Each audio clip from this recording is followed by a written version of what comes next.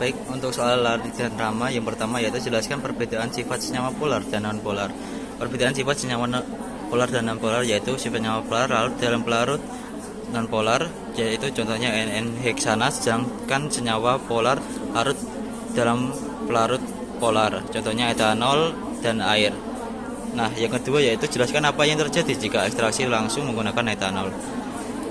Kenapa pakai N-heksana terlebih dahulu? Yaitu N-heksana digunakan untuk menghilangkan senyawa polar, misalnya klorofil, minyak, lipid dari daun sirih. Nah, setelah itu etanol digunakan untuk mengekstrak senyawa polar seperti flavonoid agar lebih selektif dan bersih.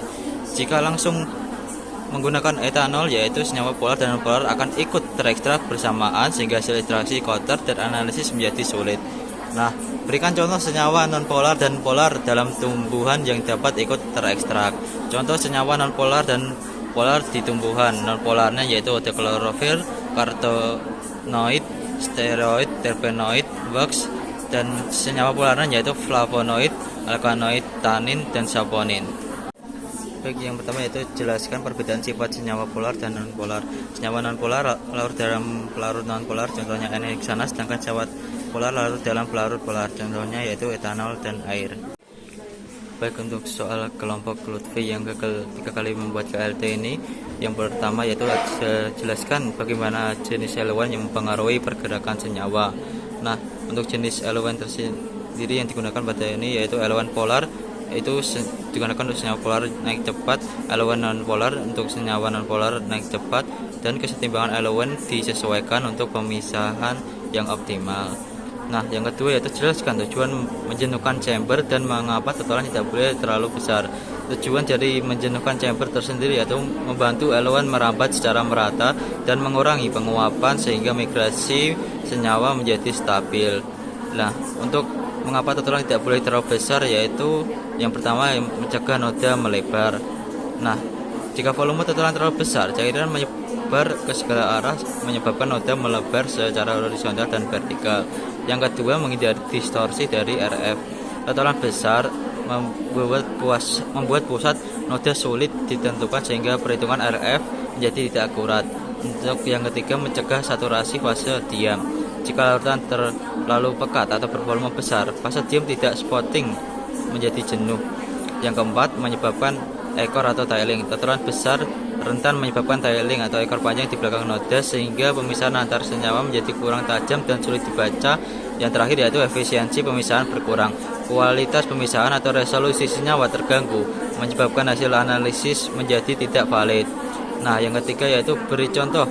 Apakah artinya jika hanya ada satu noda yang muncul? Nah, makna satu noda yang muncul yaitu bisa berarti ekstrak hanya mengandung satu komponen dominan, dan bisa juga karena resolusi pemisahan kurang optimal sehingga komponen lain tertumpuk. Baik, untuk soal yang kelima mengenai Isna berhasil mendapatkan ekstrak etanol ini, untuk soalnya yaitu jelaskan mekanisme reaksi Mg plus HCl terhadap flavonoid dan arti perubahan warna. Nah, peran Mg dan HCl tersendiri yaitu magnesium bertindak sebagai reduktor dan HCl sebagai media asam yang melakukan Mg dan menyediakan ion H+. Reaksi awalnya yaitu reduksi gugus oksigen. Flavonoid biasanya memiliki gugus karbonil atau gugus fenolik. Mg akan mereduksikan gugus tersebut, terutama gugus karbonil dalam cincin flavonoid sehingga menjadi gugus hidroksil. Terjadi perubahan struktur elektronik. Nah, reduksi menyebabkan perubahan sistem ikatan rangkap terkonjugasi di dalam flavonoid. Akibatnya terjadi pergeseran spektrum serapan UV vis. Nah, pembentukan kompleks warna. Ion H+ dari HCl juga membantu protonasi gugus hidroksil fenol menstabilkan struktur flavonoid yang sudah direduksi. Reaksi ini menghasilkan senyawa berwarna merah atau jingga tergantung jenis flavonoid. Untuk reaksinya tersendiri yaitu flavonoid dengan ikatan C rangkap dengan O plus Mg plus 2 HCl menghasilkan flavonoid dengan ikatan C dan OH plus Mg Cl2. Nah, pada reaksi kali ini itu ion Mg2+ membentuk kompleks dengan gugus karbonil dan hidroksiflavonoid.